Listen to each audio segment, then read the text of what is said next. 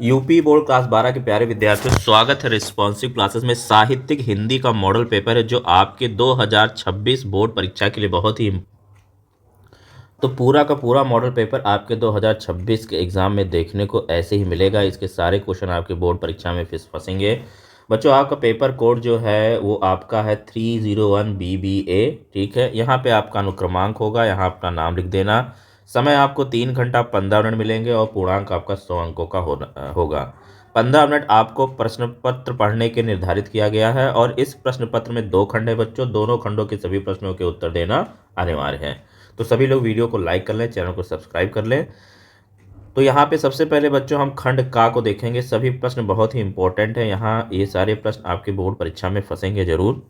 तो सभी लोग वीडियो को पूरा ध्यान से देखना और सभी प्रश्नों के उत्तर याद कर लेना, क्योंकि पूरा का पूरा मैं मॉडल पेपर आपको आंसर के साथ एक्सप्लेन करूंगा।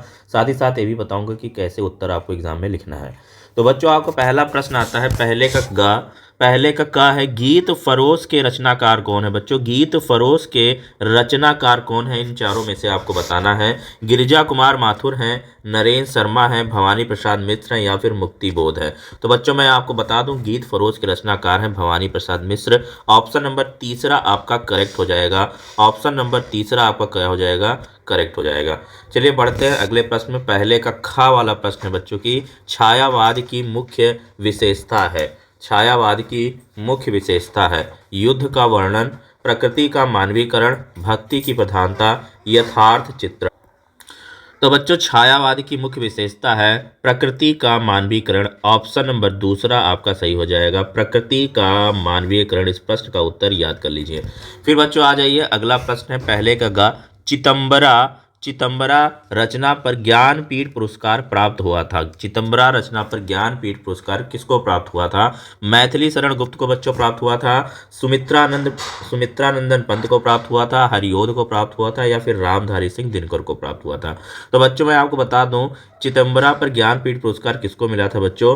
तो सुमित्रानंदन पंत को प्राप्त हुआ था। अब आपको कमेंट में बताना है, यानी कि गा वाले का उत्तर आपका सेकंड वाला हो जाएगा। कमेंट में मुझे बच्चों बताइएगा कि रामधारी सिंह दिनकर को भी ज्ञानपीठ पुरस्कार प्राप्त हुआ था, लेकिन उनकी किस रचना के लिए प्राप्त हुआ था? इसका उत्तर आप कमेंट करके बताएंगे, ये आपका होमवर्क है। पहले का घा वाला प्रश्न है, निम्न में से हिंदी का आदि काव्य है। हिंदी का आदि काव्य कौन कहलाता है? रामचंद्रिका, कवित्र रत्नाकर, साखी या फिर बीसल देवरासो। तो बच्चों, मैं आपको बता दूं, जो हिंदी का आदि काव्य है वो है बीसल देव रासो। ऑप्शन नंबर यहाँ पे आपका चौथा सही हो जाएगा। फिर आते हैं पहले के अंगा वाले प्रश्न पे। एक भारतीय आत्मा कहे जाते हैं, एक भारतीय आत्मा कहे जाते हैं, कौन कहे जाता है? भूषण, सूर्यकांत त्रिपाठी निराला, माखनलाल चतुर्वेदी या फिर केशवदास। तो एक भारतीय आत्मा कहे जाते हैं माखनलाल चतुर्वेदी जी कहे जाते हैं। ऑप्शन नंबर तीसरा आपका सही हो जाएगा। फिर बढ़ते हैं बच्चों अगले प्रश्न पे, जो आ गया दूसरे का क। दूसरे वाला क क्या कह रहा है कि घुमक्कड़ शास्त्र के लेखक हैं। घुमक्कड़ शास्त्र के लेखक हैं मोहन राकेश हैं, राहुल सांकृत्यायन हैं, धर्मवीर भारती हैं या फिर अज्ञे हैं। तो बच्चों, आपको बता दें, घुमक्कड़ शास्त्र के लेखक हैं राहुल सांकृत्यायन हैं। ऑप्शन नंबर दूसरा आपका राइट हो जाएगा। बढ़ते हैं अगले प्रश्न में। दूसरे का ख वाला है सरस्वती पत्रिका के संपादक हैं बच्चों। सरस्वती पत्रिका के संपादक हैं, वेरी इंपॉर्टेंट प्रश्न यहाँ पे आपको देखने को मिल रहा है। प्रताप नारायण मिश्र हैं, आचार्य महावीर प्रसाद द्विवेदी जी हैं, बाल मुकुंद गुप्त हैं या फिर माधव प्रसाद मिश्र है। माधव प्रसाद मिश्र है। तो आपको बता दूं बच्चों की सरस्वती पत्रिका के संपादक हैं आचार्य महावीर प्रसाद द्विवेदी जी। इस प्रश्न का उत्तर याद कर लीजिए। चलिए बढ़ते हैं अगले प्रश्न पे। गा वाला है, दूसरे का गा है बाण भट्ट की आत्मकथा के लेखक कौन है? बाण भट्ट की आत्मकथा के लेखक कौन है? फणीश्वर नाथ रेणु जी हैं, मोहन राकेश हैं, हरिशंकर परसाई हैं या फिर डॉक्टर हजारी प्रसाद द्विवेदी जी हैं। तो बाण भट्ट की आत्मकथा के लेखक हैं doctor Hazari Prasad Dwivedi. Option number चौथा यहाँ पे आपका सही हो जाएगा। घा वाला प्रश्न है बच्चों की हिंदी का प्रथम मौलिक उपन्यास माना जाता है त्यागपत्र को, झूठा सच को, परीक्षा गुरु को, जहाज का पंछी को। तो हिंदी का प्रथम मौलिक उपन्यास माना जाता है परीक्षा गुरु को। पहला दूसरे का घा का तीसरा वाला उत्तर आपका सही हो जाएगा। परीक्षा गुरु को। अब आपको बताना है कि त्याग पत्र किसकी रचना है, कमेंट में बताना है।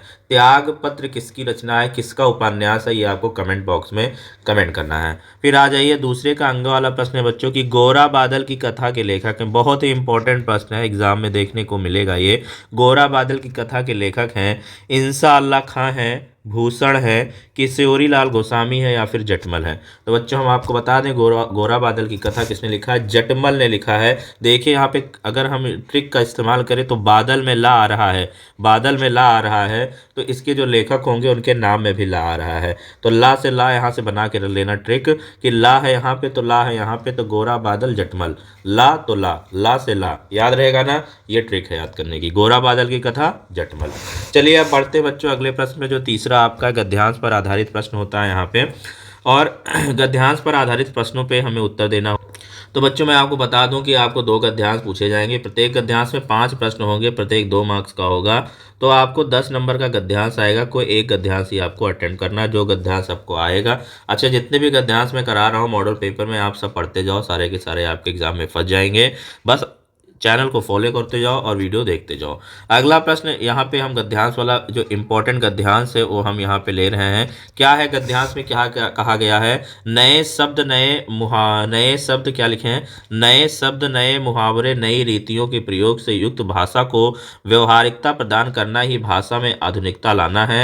दूसरे शब्दों में केवल आधुनिक युगीन विचारधाराओं के अनुरूप नए शब्दों के गढ़ने मात्र से ही भाषा का विकास नहीं होता, वरन नए पारिभाषिक शब्दों को एक नूतन शैली प्रणालियों को व्यवहार में लाना ही भाषा आधुनिकता प्रदान करता है। उपर्युक्त गद्यांश के पाठ और लेखक का नाम लिखिए। तो बच्चों इस गद्यांश को पढ़ करके हमें पता चला कि जो ये पाठ है वो भाषा और आधुनिकता से लिया गया है, जिसके लेखक हैं प्रोफेसर जी सुंदर रेड्डी। इस प्रकार आपको 2 चीज लिखने के 2 नंबर प्राप्त हो जाएंगे। देखिए यहाँ पे शब्द आया है, भाषा आया है, तो ये शब्द और भाषा से हम पहचान जाएंगे भाषा और आधुनिकता के पाठ का ही से ही लिया गया है गद्यांश, और इसके जो रचयिता हैं या लेखक हैं प्रोफेसर जी सुंदर रेड्डी। तो आपको सारे पाठों के लेखक आपको याद होना चाहिए आपके सिलेबस में जो है। फिर रेखांकित अंश की व्याख्या कीजिए। तो बच्चों आपको यहाँ पे दिख रहा है शुरुआत की जो 2 लाइनें हैं रेखांकित, इसकी व्याख्या करनी है। रेखांकित अंश की व्याख्या क्या है कि किसी भाषा में आधुनिकता का समावेश तभी हो सकता है जब उसमें नए नए जन प्रचलित शब्द मुहावरों तथा लोकोक्तियों को समाहित कर लिया जाए। इन बातों के समावेश से भाषा व्यवहारिक हो जाती है। ये इसकी व्याख्या हो गई। तीसरा प्रश्न है कि किसके गढ़ने मात्र से भाषा का विकास नहीं होता, तो आधुनिक युगीन विचारधाराओं के अनुरूप नए शब्दों के गढ़ने मात्र से भाषा का विकास नहीं होता है। फिर बच्चों चौथा प्रश्न है किन चीज़ों को व्यवहार में लाना ही भाषा को आधुनिकता प्रदान करना है, तो नए पारिभाषिक शब्दों को एक नूतन शैली प्रणालियों को व्यवहार में लाना ही भाषा को आधुनिकता प्रदान करना है। फिर उपयुक्त गद्यांश के माध्यम से लेखक ने कौन सी बात बताई है, तो गद्यांश में लेखक ने भाषा को आधुनिक बनाने के उपाय बताए हैं। फिर आपको बच्चों अगर ऊपर वाला अच्छे से नहीं आता है तो दूसरा वाला आप अटेम्प्ट कर सकते हो, अथवा वाला। अथवा में क्या कहा गया है कि माता अपने सभी पुत्रों को समान भाव से चाहती है, इसी प्रकार पृथ्वी पर बसने वाले जन बराबर हैं, उनमें ऊंच और नीच का भाव नहीं है। जो मातृभूमि के हृदय के साथ जुड़ा हुआ है वह समान अधिकार का भागी है। पृथ्वी पर निवास करने वाले जन का विस्तार अनंत है। नगर और जनपद, पुर और गांव, जंगल और पर्वत नाना प्रकार के जनों से भरे हुए हैं। ये जन अनेक प्रकार की भाषाएं बोलने वाले और अनेक धर्मों को मानने वाले हैं, फिर भी ये मातृभूमि के पुत्र हैं और इस कारण उनका सौहार्द भाव अखंड है। सभ्यता और रहन सहन की दृष्टि से जन एक दूसरे के आगे पीछे हो सकते हैं, किंतु इसी कारण से मातृभूमि के साथ उनका जो संबंध है उसमें कोई भेदभाव उत्पन्न नहीं हो सकता। पृथ्वी के विशाल प्रांगण में सब जातियों के लिए समान क्षेत्र है। समन्वय के मार्ग से भरपूर प्रगति और उन्नति करने का सबको एक जैसा अधिकार है। तो ये आपका पूरा गद्यांश हो गया बच्चों। इस गद्यांश पर आधारित हमें प्रश्नों के उत्तर देखना है। तो प्रस्तुत गद्यांश के पाठ और लेखक के नाम लिखिए। तो बच्चों ऊपर का जो गद्यांश पढ़कर हमें पता चला कि जो ये गद्यांश जो कहाँ से लिया गया है, राष्ट्र का स्वरूप। देखिए जहाँ पे भी पृथ्वी शब्द का इस्तेमाल हो, मातृभूमि शब्द का इस्तेमाल हो, ठीक है, तो ऐसे शब्दों का जिस पैराग्राफ में इस्तेमाल हो तो समझ जाना कि वो राष्ट्र का स्वरूप पाठ से लिया गया है, और जिसके जो लेखक है वासुदेव शरण अग्रवाल। तो प्रस्तुत गद्यांश के पाठ का नाम लिखिए। तो पाठ है आपका राष्ट्र का स्वरूप और लेखक है वासुदेव शरण अग्रवाल। फिर रेखांकित अंश की व्याख्या कीजिए। तो बच्चों आपको यहाँ पे रेखांकित अंश की व्याख्या तो रेखांकित अंश की व्याख्या में सबसे ऊपर जो 2 लाइनें हैं, 1.5 लाइनें हैं, इसकी व्याख्या हमें करनी है। व्याख्या में क्या करना है? व्याख्या में यहाँ पे मैंने लिख रखी है रेखांकित अंश की व्याख्या। लेखक कहते हैं जैसे एक माँ अपने सभी बच्चों को बिना किसी भेदभाव के प्यार करती है, वैसे ही पृथ्वी पर रहने वाले सभी लोग समान, चाहे उनकी भाषा, धर्म और रहन सहन अलग हो, और सभी को मातृभूमि के साथ समान अधिकार और जुड़ाव महसूस करना चाहिए। इसकी व्याख्या हो गई। समान अधिकार का भागी कौन है बच्चों? तो जो मातृभूमि के उदय के साथ जुड़ा हुआ है वह समान अधिकार का भागी है। अनंत और जनपद शब्द का अर्थ लिखिए। तो अनंत का अर्थ है जिसका अंत ना हो, और जनपद का अर्थ है जिला। पुत्रों के समान भाव से कौन रखती है? पुत्रों को समान भाव से कौन रखती है? तो माता जो है पुत्रों को समान भाव से रखती है। फिर बच्चों आपका चौथा प्रश्न आता है। चौथा प्रश्न आपका पद्यांश पर आधारित प्रश्न होता है। यहाँ पे भी बच्चों आपको 2 पद्यांश पूछे जाएंगे, और प्रत्येक पद्यांश में 5 प्रश्न होंगे। प्रत्येक 2 मार्क्स का होगा, 5 गुणे 2, 10 नंबर का पद्यांश भी यहाँ पे आएगा। एक ही पद्यांश आपको अटेंड करना है जो आपको अच्छे से आता होगा। तो देखिए मैं यहाँ पे इंपॉर्टेंट पद्यांश आपको बता रहा हूँ, आपके एग्जाम में फंसने वाला क्या है कि हंसता है नद खल खल, बहता कहता कुलकुल कलकल कलकल, देख देख नाचता हृदय, बहने को महाविकल बेकल, इस मरोर से इसी शोर से, सघन घोर गुरु गहन रोर से, मुझे गगन का दिखा सघन वह छोर, राग अगर अंबर में भर निज रोर। ठीक है, ये आपकी पद्यांश है। तो उपयुक्त पद्यांश पढ़ करके हमें पता चला कि ये जो पद्यांश का शीर्षक है वो बादल राग है, और जिसके लेखक हैं बच्चों सूर्यकांत त्रिपाठी निराला। यहाँ से आप लिखने पे 2 नंबर ऐसे मिलेंगे। और आपको बच्चों जो 2 लाइनें दिख रही हैं, इन दोनों लाइनों का जो व्याख्या है वो यहाँ पे हमने लिखा है। रेखांकित अंश की व्याख्या क्या है कि प्रस्तुत पंक्तियों में बादलों का आह्वान करते हुए निराला जी कहते हैं कि बादल जब तुम बरसते हो तो वर्षा का जल झरनों एवं नदियों में जाता है, जिससे झरनों एवं सरिताओं का जल कुल कुल ध्वनि करके बहता है। कुल कुल कलकल कलकल कहते हुए कौन कहता है? तो नदियों का जल बहता है। अंबर शब्द के 2 अर्थ लिखिए। तो अंबर का अर्थ है आकाश और वस्त्र। प्रस्तुत पद्यांश में सघन घोर गुरु गहन रोर किसके लिए प्रयोग किया गया है? तो ये बादल के लिए प्रयोग किया गया है। अब अगर आपको ऊपर वाला पद्यांश नहीं आता है तो आप दूसरा वाला अटेम्प्ट कर सकते हैं। दूसरा पद्यांश में है, क्या कहा गया है? निरख सखी ये खंजन आए, फेरे उन मेरे रंजन ने, नयन इधर मत मन भाए, फैला उनके तन का आत्म मन से सर सरसाए, घूमे वे इस ओर वहाँ, ये हंस यहाँ उड़ छाए, करके ध्यान आज इसे जन का निश्चय वे मुस्कुराए। फूल उठे हैं कमल इधर से या बंदूक सुहाए, स्वागत स्वागत शरत भाग्य से मैंने दर्शन पाए, नभ से मोती वारे लो ये अश्रु अर्ध भर लाए। तो ये पद्यांश हो गया। पद्यांश पढ़ करके हमें पता चला कि प्रस्तुत पद्यांश का शीर्षक क्या है। तो ये शीर्षक गीत है, और कवि कौन है इसके? तो मैथिली शरण गुप्त है। अब रेखांकित अंश की व्याख्या। रेखांकित अंश की व्याख्या जो यहाँ पे नीचे की 2 लाइनें हैं, ये 2 लाइनों का हमें व्याख्या करना है। तो क्या है व्याख्या कि उर्मिला कहती है हे शरद तुम्हारा स्वागत है, क्योंकि तुम्हारे आगमन पर मैंने खंजन पक्षियों में प्रिय के नेत्रों का, धूप में प्रिय के तप का, हंसों में उनकी गति और हास्य का, तथा बंदूक पुष्पों में अधरों का आभास पाया है। आकाश ने ओस के बूंदों के रूप में मोती न्यौछावर कर तुम्हारा स्वागत किया है, और मैं अपने आंसुओं का अर्घ देकर तुम्हारी अभ्यर्थना करती हूँ। आइए अगला प्रश्न है बच्चों की तीसरा है, उर्मिला द्वारा किस ऋतु का स्वागत किया गया है बच्चों? तो उर्मिला द्वारा शरद ऋतु का स्वागत किया गया है। चौथा प्रश्न है बच्चों, हंसों को देखकर उर्मिला क्या अनुमान लगाती है? तो हंसों को देखकर उर्मिला यह अनुमान लगाती हैं कि प्रियतम इस ओर घूमे होंगे, अथवा निश्चय ही मेरा ध्यान करके मुस्कुराए होंगे। पांचवा प्रश्न है, बंदूक पुष्पों में उर्मिला ने किसका आभास पाया है? तो बंदूक पुष्पों में उर्मिला ने प्रियतम के अधरों का आभास पाया है। फिर बच्चों यहाँ 5वें का वाला प्रश्न है, निम्नलिखित में से किसी लेखक का जीवन परिचय देते हुए उनकी प्रमुख कृतियों को उल्लेख कीजिए। तो एक लेखक का और एक कवि का जीवन परिचय कृतियाँ आती हैं। अब यहाँ पे जो मैं आपको बता रहा हूँ ये 3 आपको तैयार कर देना है। हरिशंकर परसाई, वासुदेव शरण अग्रवाल, डॉक्टर APJ अब्दुल कलाम, इन तीनों लेखकों का आप याद कर लीजिए। बोर्ड परीक्षा में 1 आपका जरूर आ जाएगा।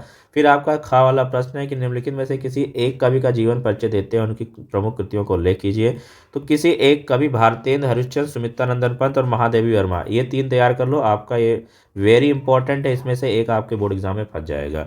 यहाँ पे मैंने भारतेंद्र हरिश्चंद्र का लिख दिया है, तो मैं यहाँ पे एक बार पढ़ के आपको बता भी देता हूँ। भारतेंदु हरिश्चंद्र जी का जो जन्म है 1850 ईस्वी में काशी के प्रसिद्ध वैश्य परिवार में हुआ था। इनके माता का नाम गोपाल चंद गिरधर दास था।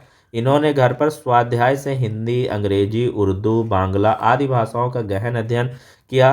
दानशीलता के कारण उनकी आर्थिक स्थिति बिगड़ती गई और अंत में क्षय रोग यानी कि टीबी तपेदिक से पीड़ित होकर 35 वर्ष की आयु में सन 1885 में उनकी मृत्यु हो गई यानी स्वर्गवास हो गया।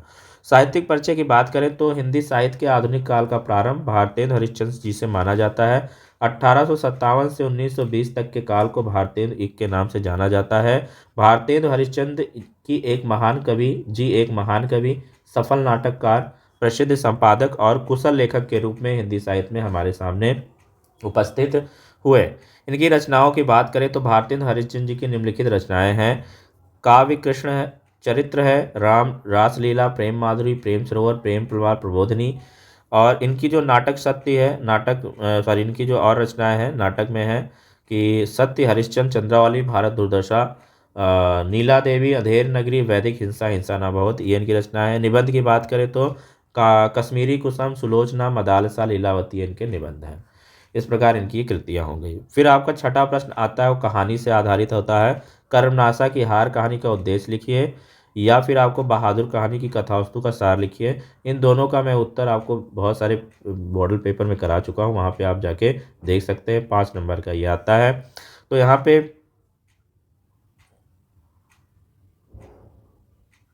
ठीक है, तो पंचलाइट कहानी यहाँ पे लिखा है, फणीसरनाथ रेणु ने लिखा है, और इसका जो उद्देश्य है ये आप यहाँ पे देख लेना। ठीक है, आप लोग को कहानी रट भी गई होगी। 7वां प्रश्न जो होता है वो स्वपठित खंड काव्य के आधार पर आता है बच्चों। स्वपठित खंड काव्य जो भी आप पढ़ रहे हो, आपके जिले में जो भी खंड काव्य चल रहा है उसका उत्तर यहाँ पे आपको लिखना होता है। जैसे कि अगर आप त्यागपति पढ़ रहे हो, मुक्ति एक पढ़ रहे हो, या फिर आलोक वृत्त पढ़ रहे हो, किसी एक को आप अटेम्प्ट कर लेना जो आप पढ़ रहे होगे।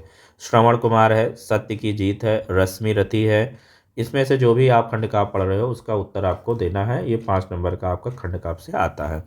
फिर यहाँ से जो आपका बच्चों स्टार्ट हो जाता है वो खंड खा स्टार्ट हो जाता है, जहाँ से अनिवार्य संस्कृत वाला पार्ट है। तो इसमें पहला गद्यांश आता है और एक श्लोक आता है। गद्यांश 7 नंबर का और श्लोक भी 7 नंबर का, जिसमें संदर्भ लिख करके अनुवाद करना होता है। तो निम्नलिखित संस्कृत गद्यांशों में से किसी एक का संदर्भ सहित हिंदी में अनुवाद कीजिए। धन्योयम भारत देशा यत्र समुलित सती जनमानस पावनी भव्य भावोद भावनी शब्द संदोहा प्रस्वनी सुर भारती। ये पूरा यहाँ पे लिख रखा है। ये गद्यांश पढ़ करके हमें पता चला कि प्रस्तुत गद्यांश हमारी पाठ्य पुस्तक संस्कृत दिग्दर्शिका के संस्कृत भाषाया महत्व नामक पाठ से ये अवतरित है। जिसका अनुवाद क्या है, धन्य है यह भारत देश जहाँ जनमानस की पवित्रता, भव्यता और सुरभारती की शब्दों की रचनाएं फैली हुई हैं। यहाँ सभी साहित्यिक रचनाओं में से संस्कृत का साहित्य सबसे श्रेष्ठ और समृद्ध है। यह भाषा संस्कृत के नाम से विश्व में प्रसिद्ध है। हमारे रामायण, महाभारत जैसे ऐतिहासिक ग्रंथ, 4 वेद, सभी उपनिषद, 18 पुराण और अन्य महाकाव्य और नाटक इसी भाषा में लिखे गए हैं। इस भाषा को सभी महत्वपूर्ण भाषाओं की जननी माना जाता है। जैसा कि भाषातत्वज्ञों द्वारा कहा गया है, संस्कृत की महानता, ज्ञान की विविधता और व्यापकता किसी के लिए भी दृष्टिहीनता का विषय नहीं है। ये इसका अनुवाद हो गया। अगर आपको ऊपर वाला गद्यांश नहीं आता है तो यहाँ पे आप अटेंड कर सकते हैं। क्या है, प्रीता गुरु सशस्तम भाषाया सौम्य विदित वेद्योसी नास्ति किमिपि अविदितम। तो ये यहाँ पे गद्यांश पढ़ लेना, और प्रस्तुत गद्यांश पढ़ करके हमें इसका संदर्भ लिखना है। ठीक है, क्या है संदर्भ, प्रस्तुत गद्यांश हमारी पाठ्य पुस्तक संस्कृत के महर्षि दयानंदा नामक पाठ से यह अवतरित है। जिसका अनुवाद क्या लिखा है कि बच्चों, गुरु ने उन्हें प्रेम से उत्तर दिया, प्रिय तुम ज्ञात और अव्यक्त दोनों में विदित हो, तुम्हारे लिए कोई भी बात अज्ञात नहीं है। वर्तमान में हमारा देश अज्ञान के अंधकार में डूबा हुआ है। महिलाएं अनादर का सामना कर रही हैं और शूद्रों को तिरस्कृत किया जा रहा है। अज्ञानी और पाखंडी लोग पूजनीय बन गए हैं। वेद का सूर्य उदय अज्ञान के अंधकार को दूर नहीं कर पाएगा। तुम्हारे लिए मंगल कामनाएं, तुम पतितों को ऊंचा उठाओ, स्त्री जाति को उद्धार करो और पाखंड का नाश करो, यही मेरी अभिलाषा है और यही मेरी गुरु दक्षिणा है। ये इसका अनुवाद हो गया। फिर बच्चों आपका खा वाला जो आता है, इसमें श्लोक पूछे जाएंगे। 2 श्लोक पूछा जाएगा, कोई आप एक करना है। 7 नंबर का होगा, जिसमें से 2 आपका संदर्भ और 5 नंबर का अर्थ आएगा। निंदितु नित्य निपुणा यदि आस्तुवन्तु लक्ष्मी समाविस्तु गच्छतु यथेष्टम।